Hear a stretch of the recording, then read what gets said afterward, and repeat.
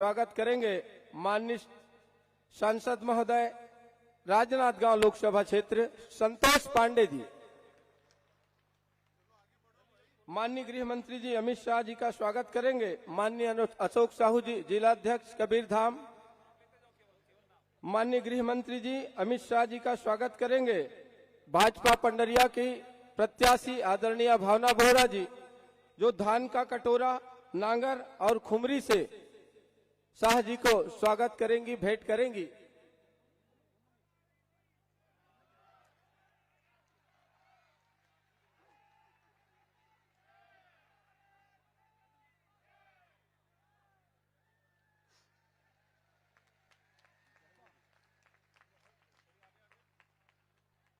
माननीय गृह मंत्री जी का स्वागत करेंगे आदरणीय संजय श्रीवास्तव जी।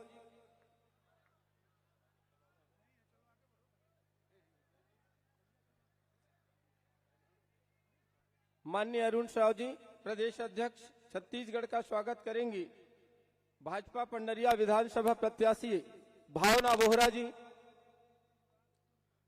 लोकसभा राजनांदगांव माननीय सांसद संतोष पांडे जी का स्वागत करेंगे माननीय गोपाल साहू जी।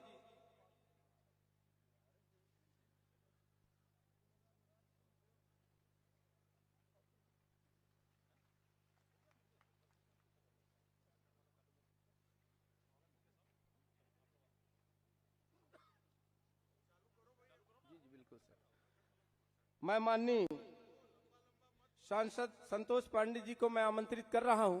आदरणीय सांसद जी। बोलो भारत माता की। मंच पर हमारे साझा के प्रत्याशी भाई ईश्वर साहू उपस्थित है, उनका जोरदार स्वागत करें। मैं निवेदन करता हूं उनका अभिनंदन करें।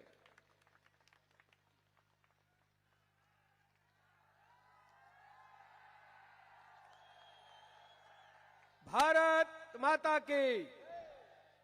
स्वागत है भाई, स्वागत है, स्वागत है भाई, स्वागत है। भारत माता की। मंच पर विराजमान हिंदुस्तान के गृह एवं सहकारिता मंत्री, जन जन के नेता, हमारे मार्गदर्शक सम्माननीय अमित शाह जी, सम्माननीय अरुण साहू जी, छत्तीसगढ़ प्रदेश के अध्यक्ष, हम सब की बहन पंडरिया से प्रत्याशी बहन भावना बोहरा जी, साझा की प्रत्याशी भाई ईश्वर साहू जी, सम्माननीय अशोक जी, सम्माननीय संजय जी और राम कुमार जी, सियाराम जी से लेकर के उपस्थित समस्त पदाधिकारीगण, ये हम सबका रणवीरपुर वासियों का, पैलपुर और साजा से लेकर के सुदूर पंडरिया अंचल का यह सौभाग्य है कि इस देश के गृह मंत्री आज रणवीरपुर में है और हम रूबरू होने वाले हैं। भाइयों बहनों, एक ऐसे गृह मंत्री जिसके विषय में शानदार एक कवि ने कहा है कि कश्मीरी फूलों को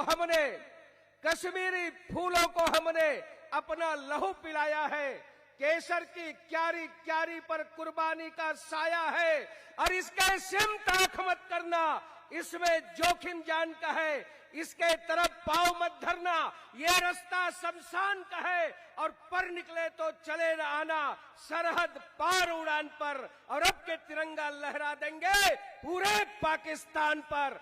ऐसे पाकिस्तान को चुनौती देने वाले, कश्मीर की क्यारियों में अमन शांति लाने वाले, केसर की क्यारी में भारत का नंदनवन सिरमौर कश्मीर, भारत का स्वर्ग कश्मीर, धारा 370 खत्म करने वाले ऐसे गृह मंत्री जी का हम हृदय से अभिनंदन करते हैं। और केवल इतना ही कहते हुए कि हम साझा की उस घटना को नहीं भूले हैं। आज ईश्वर साहू ने अपने बेटा को नहीं खोया है, पूरे छत्तीसगढ़ का छत्तीसगढ़िया, पूरे छत्तीसगढ़ का, जहां ऐसा कोई सिन्हा समाज, यादव समाज, निषाद समाज, जहां 10-10 लव जिहाद हुआ है, कवर्धा में ध्वज प्रकरण की घटना हम नहीं भूले हैं। मैं आप सबसे निवेदन करना चाहता हूं, ये कहते हैं कि ये रास्ता कांटों भरा है, किंतु इसे चलना भी भारतीय जनता पार्टी जानती है। हम पंडरिया में कमल का झंडा फहराएंगे और भावना दीदी जीत करके विधानसभा जाएगी। इतना ही कहते हुए मैं अपनी बात समाप्त करता हूं। लक्ष्य है अति दूर दुर्गम किंतु चलना जानते हैं, किंतु पथ के कंटकों को हम सुमन ही मानते हैं। जब प्रगति का नाम जीवन, यह काल विराम कैसा, लक्ष्य तक पहुंचे बिना पथ में पथिक विश्राम कैसा। 7 तारीख को जाकर के वोट डलवाए और जब रिजल्ट निकले तो केवल कमल ही कमल निकले। छत्तीसगढ़ में भाजपा की सरकार बनेगी। आप सबको हृदय से आभार, धन्यवाद। और मैं एक बार जोरदार जय घोष करें, भारत माता की। धन्यवाद। अब मैं माननीय प्रदेश अध्यक्ष अरुण साव जी को आमंत्रित करता हूं, वो संबोधित करेंगे।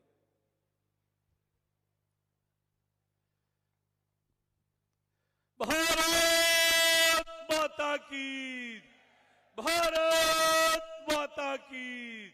भारतीय जनता पार्टी जिंदाबाद, भारतीय जनता पार्टी जिंदाबाद। अमित शाह जी जिंदाबाद, अमित शाह जी जिंदाबाद। नरेंद्र मोदी जिंदाबाद, नरेंद्र मोदी जिंदाबाद। अरे नहीं साहिबो, अरे नहीं साहिबो। एती बार हाथ कम उठा थे, ये दीदी बहनी मन हाथ कम उठावत हो, जरा हाथ उठा के जोर से बोलाओ, अरे नहीं साहिबो, अरे नहीं साहिबो। चुनाव के ये रणभेदी में हम सब के मार्गदर्शन करे बर रणबीरपुर पधारे देश के यशस्वी गृह मंत्री आदरणीय अमित शाह जी का एक बार जोरदार ताली बजा के अभिनंदन और स्वागत करें। मंच में विराजमान हमारे क्षेत्र के लोकप्रिय सांसद आदरणीय संतोष पांडे जी, हमारे पंडरिया क्षेत्र के बहुत ही लोकप्रिय समाज सेवी प्रत्याशी बहन भावना बोहरा जी, और न्याय की लड़ाई लड़ रहे साजा विधानसभा क्षेत्र के भारतीय जनता पार्टी के प्रत्याशी आदरणीय ईश्वर साहू जी, मंच में विराजमान हमारे कवर्धा जिला के अध्यक्ष आदरणीय अशोक साहू जी, बेमेतरा जिला के अध्यक्ष आदरणीय ओम प्रकाश जोशी जी, पार्टी के वरिष्ठ विधायक पूर्व विधायक वरिष्ठ नेता आदरणीय सियाराम साहू जी, संजय श्रीवास्तव जी, अन्य सभी वरिष्ठ नेता मन और अत्यंत बड़े संख्या में उपस्थित जम्मो भाई बहनी मन, आप सब जनला जय जोहार पाए लगी करत हूं। संगवारी हो, रणबीरपुर के यह धरती में अत्यंत बड़े संख्या में आप सब आए हो। ये बतावा थे कि पंडरिया मां साजा मां कमल खिलने वाला है, एक ये संकेत। अत्यंत बड़े संख्या में सब आए हो। निश्चित रूप से आज देश के गृह मंत्री जी यहां से ये विश्वास लेके जाही कि पंडरिया साजा और कवर्धा कमल खिलने वाला है। ये छत्तीसगढ़ के विधानसभा के चुनाव ये केवल विधायक बनाए के चुनाव नो है। ये छत्तीसगढ़ विधानसभा के चुनाव केवल सरकार बनाए बर नहीं है। ये छत्तीसगढ़ के चुनाव छत्तीसगढ़ ला बचाए के खातिर है। अब यह पाए के ये चुनाव बड़ा महत्वपूर्ण है। 5 साल में ये भूपेश बघेल के सरकार जो दुर्दशा छत्तीसगढ़ के कर दिए है, ये छत्तीसगढ़ ला एक बार फिर अंधकार की ओर ले जाए के कोशिश ये भूपेश बघेल के सरकार करे है। ये छत्तीसगढ़ ला आज भ्रष्टाचार के गढ़ बना दिए हैं, अपराध के गढ़ बना दिए हैं, नशा के गढ़ बना दिए हैं, धर्मांतरण के गढ़ बना दिए हैं, माफिया मन के गढ़ बना दिए हैं।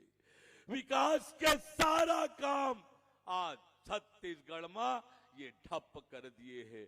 आज हर वर्गला ठगे के काम, धोखा दे के काम ये भूपेश बघेल के सरकार करत है। ये अटल बिहारी वाजपेयी जी के बनाए हुए छत्तीसगढ़, अटल जी के सपना के अनुरूप हम सब मिलके ये छत्तीसगढ़ ला गढ़बो। छत्तीसगढ़ खुशहाल बने, छत्तीसगढ़ समृद्ध बने, छत्तीसगढ़ के बेटी बहनी सुरक्षित रहे, आत्मनिर्भर बने, छत्तीसगढ़ के किसान के जीवन में खुशहाली और तरक्की आए, और यही पाए के गांव गरीब और किसान के तरक्की और बेहतरी के लिए खुशहाल छत्तीसगढ़, समृद्ध छत्तीसगढ़ बनाए बर पंडरिया मां, साजा मां, कवर्धा मां कमल खिलाए के काम हम सबला करना है।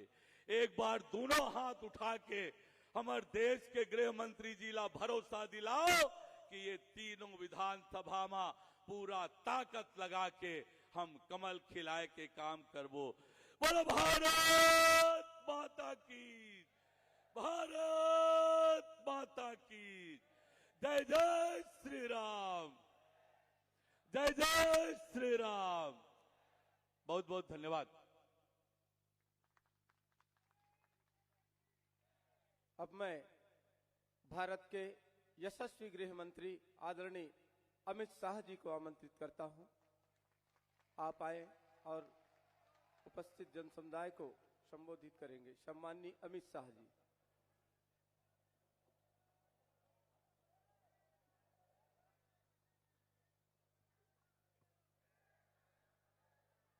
मेरे साथ दोनों हाथ उठाकर विजय के संकल्प का मुट्ठी भींच कर बोलिए, भारत माता की, भारत माता की।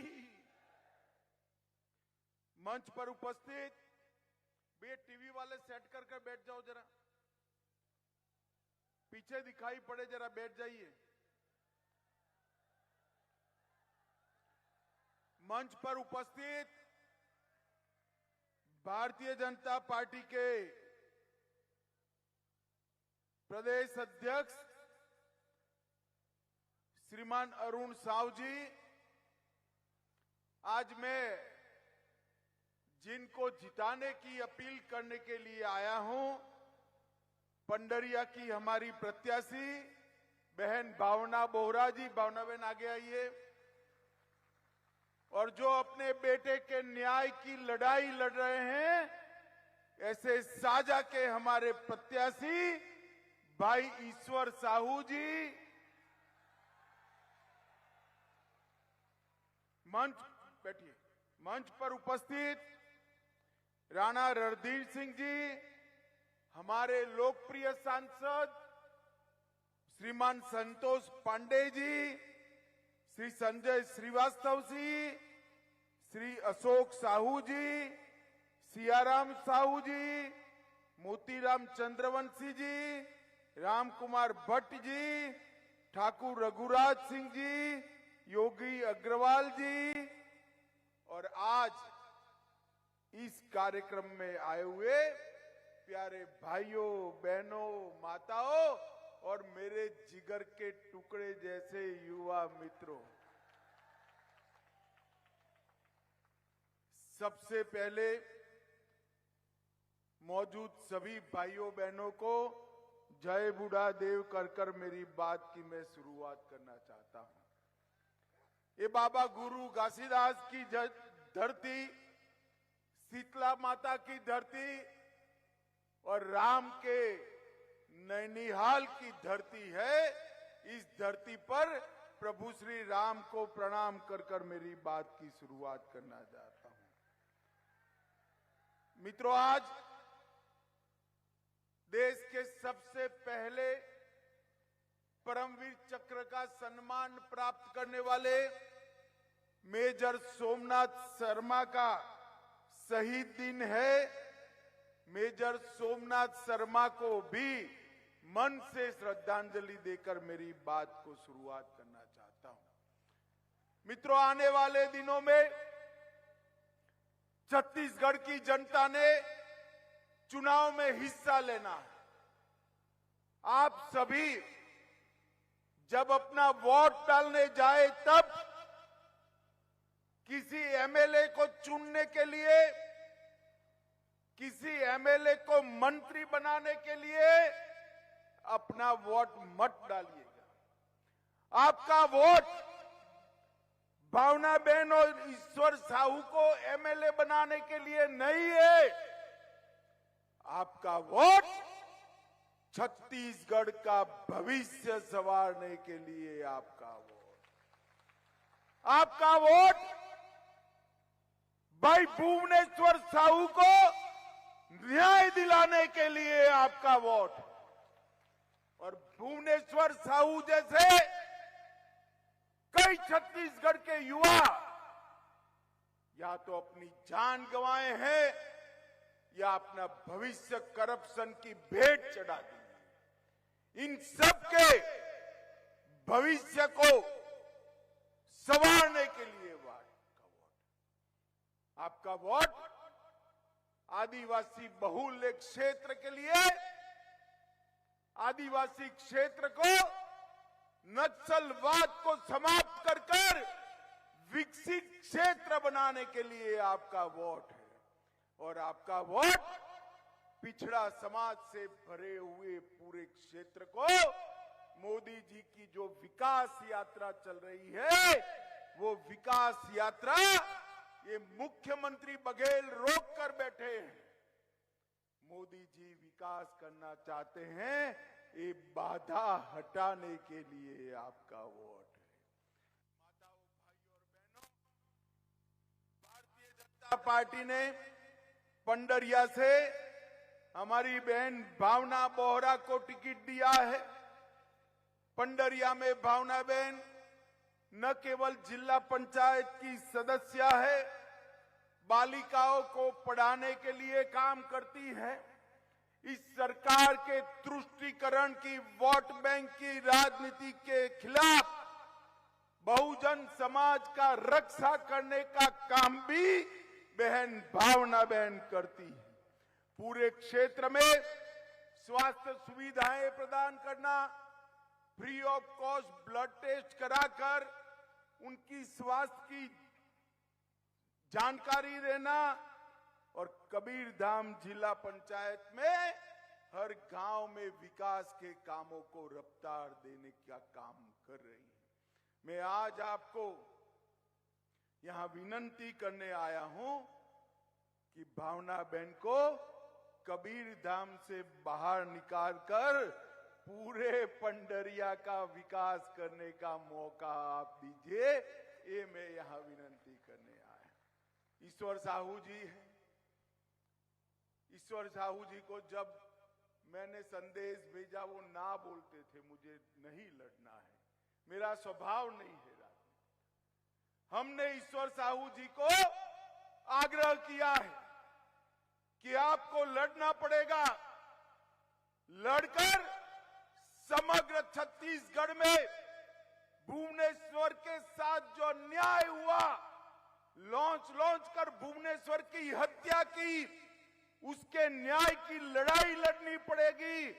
और छत्तीसगढ़ में आगे कोई भुवनेश्वर को न्याय न हो, ऐसी सरकार बनाने के लिए काम करना है। इसीलिए ईश्वर साहू जी खड़े रहे, चुनाव हमारे आग्रह पर खड़े रहे। ईश्वर साहू जी को जिताने का मतलब है भुवनेश्वर जैसे कई बच्चों को ये राजनीति, जो तुष्टीकरण की राजनीति कर रहे हैं मुख्यमंत्री, वो तुष्टीकरण की राजनीति से सुरक्षा देने का काम भी इसी ईश्वर साहू जी को जिताकर होगा। माननीय अरुण साहू जी ने ढेर सारी बात करी है। मैं और कोई बहुत लंबी बात करने नहीं आया हूं, मगर मैं इतना पूछने आया हूं, भाई छत्तीसगढ़ के खजाने पर, छत्तीसगढ़ का जो सरकार का तिजोरी है, इसमें जो खजाना है, इस पर अधिकार छत्तीसगढ़ के दलित, आदिवासी और पिछड़ों का है या नहीं है? मुझे जरा जवाब दो। आपका अधिकार है या नहीं है खजाने पर? ये भूपेश बघेल छत्तीसगढ़ के खजाने को एटीएम बनाकर ये दिल्ली के भाई बहन को चरणों में डालने का काम कर रहे हैं, छत्तीसगढ़ को लूटने का काम कर रहे हैं। जिनके मन में अपने प्रदेश की गरीब जनता के लिए भलाई न बसी हो, अपने प्रदेश की गरीब जनता के विकास करने की जगह जो व्यक्ति अपनी राजनीति का विकास करना चाहता हो, वो छत्तीसगढ़ का कभी भला नहीं कर सकता, छत्तीसगढ़ को आगे नहीं बढ़ा सकता। इसलिए मैं कहता हूं, एक कांग्रेस का बनाया हुआ प्रीपेड सीएम है, कांग्रेस ने प्रीपेड सीएम बनाया है। अगर गलती से भी भूपेश बघेल मुख्यमंत्री बन गए तो प्रीपेड कार्ड को कांग्रेस रोज स्वैप कर कर एटीएम से हजारों करोड़ रुपया निकाल कर ले जाएगी। अब मुझे बताओ भाई, अगर ये सारा पैसा दिल्ली चला जाएगा तो छत्तीसगढ़ का विकास कैसे होगा? हो सकता है क्या? ये 5 साल में हमने जो 15 साल में किया था, उसकी उल्टी गंगा बहाने का काम ये भूपेश बघेल ने किया है। इस सीएम, इसकी वैलिडिटी इतनी ही है, इसका टॉकिंग टाइम इतना ही है, उतना डेटा का टाइम इतना ही है जितने टाइम इनका प्रीपेड कार्ड स्वैप होता रहेगा। भाइयों बहनों, जैसे प्रीपेड सिम कार्ड पैसा खलास होते ही बंद हो जाता है, ऐसे पैसा खलास होते ही सीएम का टाइम समाप्त हो जाएगा। और ये सीएम अपना टाइम समाप्त न होने के लिए ढेर सारे घोटाले ये 5 साल के अंदर किए हैं। इनको देखते ही पूरे छत्तीसगढ़ का युवा कहता है 30% भूपेश कक्का। पूरा युवा उनको देखते ही बोलता है 30% भूपेश कक्का। शराब घोटाला किया, जरा ध्यान से गिनना माताएं बहनें, आप भी गिनना। शराब घोटाला किया 2000 करोड़ का, कोयला परिवहन घोटाला 540 करोड़ का, गोठान घोटाला 1300 करोड़ का। मैं इतने लंबे समय से राजनीति में हूं, 1980 से मैंने गाय के गोबर में पैसा खाने वाला आदमी मेरे जीवन में नहीं देखा है। रोड में खाने वाला देखा, कोयले में खाने वाला देखा, बिजली, गाय के गोबर, क्या दिमाग दिया है उनको भगवान ने। अरे राम राम राम, गाय के गोबर में भी पैसा खा गए। उन्होंने गोठान घोटाला 1300 करोड़ का किया, पीडीएस घोटाला 600 करोड़ का किया, महादेव ऐप का घोटाला 5000 करोड़ का किया, पब्लिक सर्विस कमीशन पैसा लेकर योग्य युवाओं को नौकरी न देकर उनके चट्टे बट्टे को नौकरी दी। स्थिति ऐसी आई कि दलित युवाओं को निवस्त्र होकर इनके खिलाफ रायपुर में रैली निकाली। अरे शर्म करो भूपेश, शर्म करो। एक गरीबों का पैसा लेकर उनकी नौकरियां बेच रहे हो और पैसा कहां भेज रहे हो? उनके इतने सारे अफसर जेल में हैं, उनको चुनाव में आप वोट न दो, इनका डर नहीं है। एक माता जी जेल में है, उनको डर है वो माता जी अपना मुंह न खोल दे वरना मेरा नाम बाहर आ जाएगा, इसका डर है। माताओं भाइयों बहनों, कोरोना का शेष में घोटाला किया, डिस्ट्रिक्ट मिनरल फंड के 700 करोड़ जो ट्राइबल क्षेत्र के लिए आए थे उसका घोटाला किया, और कई सारे घोटाले अभी बाहर निकलना भी बाकी है। भूपेश बघेल, मैं आज कह कर जाता हूं, पंडरिया में आपकी उल्टी गिनती शुरू हो चुकी है। यहां भारतीय जनता पार्टी की सरकार बनने वाली है, और सरकार बनते ही पाई पाई जो आपने छत्तीसगढ़ के दलित, आदिवासी और पिछड़ा समाज की खाई है, वो पाई पाई का हिसाब देना पड़ेगा। ये भारतीय जनता पार्टी का आपको वादा है।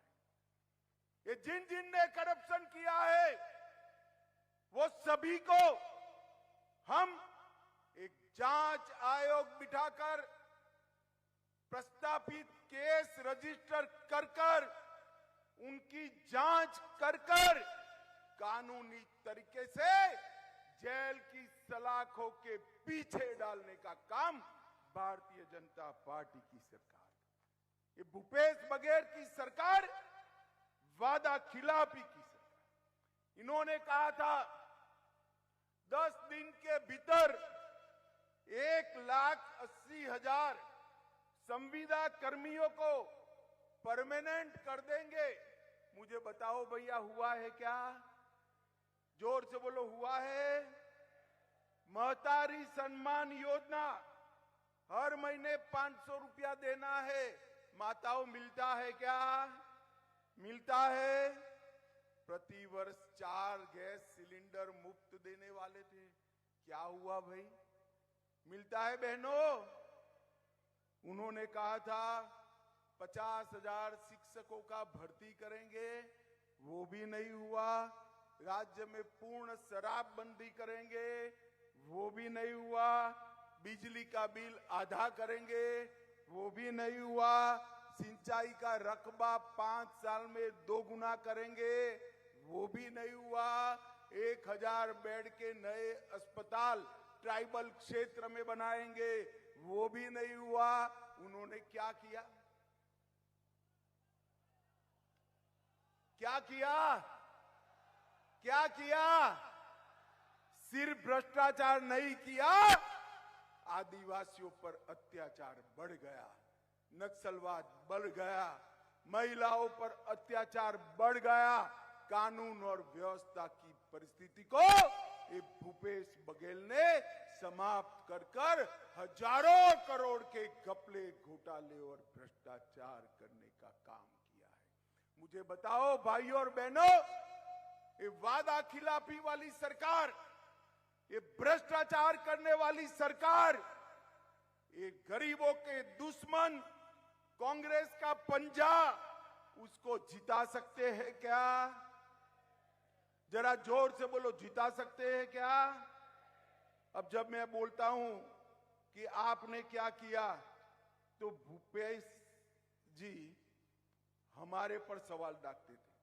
मुझे कहते हैं कि गृह मंत्री मैंने क्या किया वो तो पूछते हैं, मगर फिर भी हमने क्या किया बताता हूं। जरा जोर से ताली बजाकर मोदी जी के लिए स्वागत करना। मैं एक एक बात बोलता हूं। 40 लाख किसानों को हर साल 6,000 रुपया देकर 7,000 करोड़ रुपया सीधा किसान के बैंक अकाउंट में डाला है। 33 लाख परिवारों को जल जीवन मिशन से घर में नल से जल पहुंचाने का काम ये भारतीय जनता पार्टी ने किया है। 2 करोड़ से ज्यादा लोगों को 5 लाख तक का सारा स्वास्थ्य का खर्चा free of cost Bharatiya Janata party देती है। और 30 लाख से ज्यादा माताओं बहनों को शौचालय बनाकर सम्मान देने का काम ये भारतीय जनता पार्टी ने किया है। 35 लाख से ज्यादा गरीब माताओं को उज्ज्वला का गैस कनेक्शन देने का काम भारतीय जनता पार्टी के नेता हमारे प्रधानमंत्री नरेंद्र मोदी जी ने किया है। 11 लाख गरीबों को मोदी जी ने आवास देने का काम किया है और आईआईटी देने का काम भी किया है। भूपेश बघेल, 10 साल आपकी सरकार थी केंद्र में, सोनिया मनमोहन की सरकार थी। 10 साल में आपने 77,000 करोड़ रुपया, सिर्फ 77,000 करोड़ रुपया छत्तीसगढ़ को दिया था। मोदी जी ने 9 साल में 77,000 करोड़ से बढ़ाकर 3 लाख करोड़ रुपया छत्तीसगढ़ को देने का काम किया। परंतु आपको आपके गांव में कुछ आया है भाई? आया है क्या? कहां गया? कहां गया? कौन खा गया? कौन खा गया? मित्रों, ऐसी सरकार न रखिए जिसके लिए मोदी जी योजनाएं भेजे, पैसा भेजे और बिचौलिए खाकर दिल्ली की तिजोरी में जमा करा दे। हमने नए 2300 मोबाइल टावर बनाए, 33 राजमार्ग योजनाएं 9,000 करोड़ की लाए, 42 एकलव्य स्कूल बनाए, 500 मेगावाट का बिजली का कारखाना डाला, 2 ट्राइब शोरूम चालू किए और 162 करोड़ की लागत से रायपुर हवाई अड्डे का उन्नयन करने का काम भी नरेंद्र मोदी जी करे हैं। भूपेश बघेल, आप हमारा क्या हिसाब मांगते हो? मैं आपको चुनौती देकर जाता हूं, हिम्मत है तो कर लो दोनों हाथ। आपके काम और मोदी जी के काम एक मंच पर खुली चर्चा रख दो, हमारा युवा मोर्चे का कार्यकर्ता आकर खड़ा हो जाएगा। हम चर्चा से नहीं डरते। मित्रों, ये धान के बात करते हैं, धान के किसानों। मैं आज यहां भूपेश बघेल की पोल खोलने आया हूं। ये 61 लाख टन चावल, मतलब 92 लाख मैट्रिक लाख टन धान, वो नरेंद्र मोदी जी खरीद रहे। और ये 2700 रुपया जो दे रहे हैं, उसमें से 2200 रुपया सीधा मोदी जी दिल्ली से भेज रहे हैं। 74,000 करोड़ रुपया, कितना? 74,000 करोड़ रुपीस, 74,000 करोड़ रुपया मोदी जी ने दिया है। और इसमें 8-10 हजार करोड़ जोड़कर 74,000 करोड़ और 8 करोड़ कौन ज्यादा है? जोर से बोलो, कौन ज्यादा है? अरे भूपेश, आपके 7 गुना ज्यादा पैसा मोदी जी ने धान के किसानों के चेक में डाला है। क्या झूठ बोल रहे हो? क्या झूठ बोल रहे हो? ये झूठे लोगों की सरकार है। इन्होंने वन अधिकार पट्टा भी नहीं दिया। हमने हमारे 5 साल में 4 लाख से ज्यादा वन अधिकार पट्टा दिया था, उन्होंने 54,000 दिया है। तेंदु पट्टा में भी उन्होंने बहनों की चरण पादुका योजना को बंद कर दी और उन्होंने सिर्फ 2 वर्ष में 23 लाख मानक बोरा ही खरीदा है। हमारे रमन सिंह जी के अंतिम 2 वर्ष में हमने 32 लाख मानक बोरा तेंदुपत्ता खरीदा था और बोनस भी दिया था। कांग्रेस ने 4 साल से बोनस भी नहीं दिया है। और मित्रों, सबसे बड़ी बात है, एक कांग्रेस के राज में दिन दूनी रात चौगुनी धर्मांतरण बढ़ रहा है। कोई भी नागरिक मन से जिसकी भी पूजा, जिसकी भी उपासना करे, इसका हमारा संविधान ने छूट दिया है।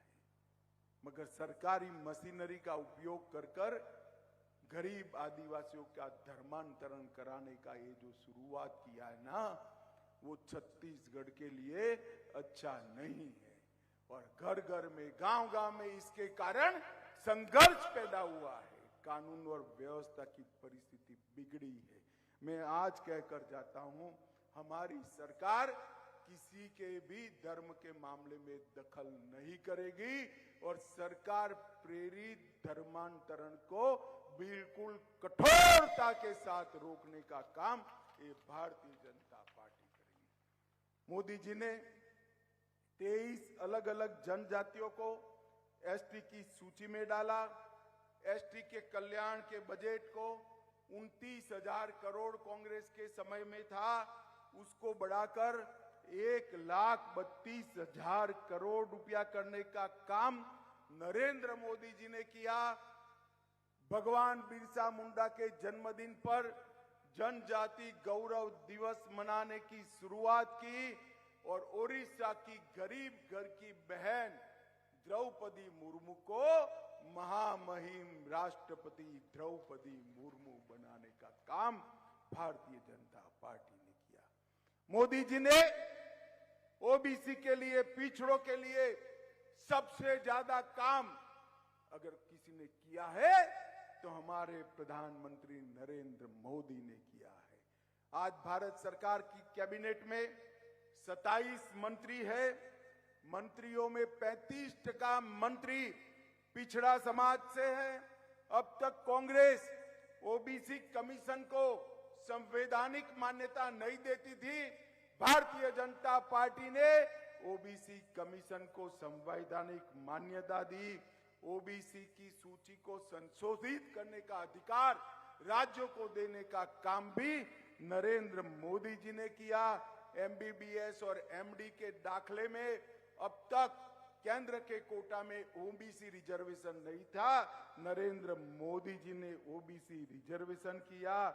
और इसके साथ साथ पेट्रोल पंप और गैस की एजेंसियों में भी ओबीसी रिजर्वेशन करने वाला कोई और नहीं, हमारे नेता नरेंद्र मोदी जी थे। मित्रों, छत्तीसगढ़ में हमने 15 साल शासन किया है। सबसे पहले चावल की ढंग से पहुंचाई करने वाला अगर कोई था तो हमारे नेता रमन सिंह जी ने करी थी। आज भी लोग उनको चावल वाला बाबा कहते हैं। 50% महिलाओं को आरक्षण पंचायत में देने वाला सबसे पहला राज्य हमारे समय में छत्तीसगढ़ बना। महिला मजदूरों को मातृत्व का अवकाश देने वाला पहला राज्य भी छत्तीसगढ़ बना। हमारे ही समय में education, power hub, cement hub, इस्पात हब, एल्यूमिनियम हब वो बनाने का काम हमारे नेता रमन सिंह जी ने किया। एनआईटी, आईआईटी, आईआईटी, आईआईएम और एम्स जैसे संस्थान भी हमारे शासन के अंदर आए। 40,000 से ज्यादा नए स्कूल बनाए। सभी जिलों में लाइवलीहुड कॉलेज स्थापित किए और छत्तीसगढ़ की महिलाओं के लिए वन स्टॉप सेंटर शुरू करने वाला भी छत्तीसगढ़ में भाजपा ने शुरुआत की थी। आप हमारा हिसाब मांगते हो बघेल जी, हम आपका हिसाब मांगते हैं। और मेरा तो आपको चैलेंज है, कहीं पर भी सार्वजनिक चर्चा करिए। और माताओं, भाइयों, बहनों, अंत में मैं 2 ही बात कहना चाहता हूं। ये कश्मीर जो है हमारा है या नहीं है, जोर से बताइए। जोर से बोलिए, कश्मीर है या नहीं हमारा? धारा 370 हटनी चाहिए या नहीं हटनी चाहिए? एक कांग्रेस पार्टी ने अनौरत संतान की तरह धारा 370 को अपनी गोदी में पाल कर रखा था। 5 अगस्त 2019 को नरेंद्र मोदी जी ने धारा 370 को उखाड़ कर फेंका और एक कश्मीर को हमेशा के लिए भारत के साथ जोड़ने का काम किया। भारतीय जनता पार्टी के स्थापक श्यामा प्रसाद मुखर्जी के स्वप्न को मोदी जी ने पूरा किया। और मित्रों, मैं राम के नैनीहाल में आया हूं। अंत में पूछना चाहता हूं, अयोध्या में राम मंदिर बनना चाहिए था या नहीं बनना चाहिए? अरे जोर से बोलो नैनीहाल वालों, बनना चाहिए था या नहीं बनना चाहिए था? एक कांग्रेस पार्टी 70 साल से राम मंदिर को अटका रही थी, भटका रही थी, लटका रही थी। मोदी जी ने एक दिन सुबह वहां जाकर भूमि पूजन किया और मैं आपको निमंत्रण देने आया हूं। 22 जनवरी को मोदी जी रामलला की प्राण प्रतिष्ठा करने वाले हैं। ये कांग्रेस पार्टी ने भारतीय संस्कृति का गौरव कभी नहीं बढ़ाया।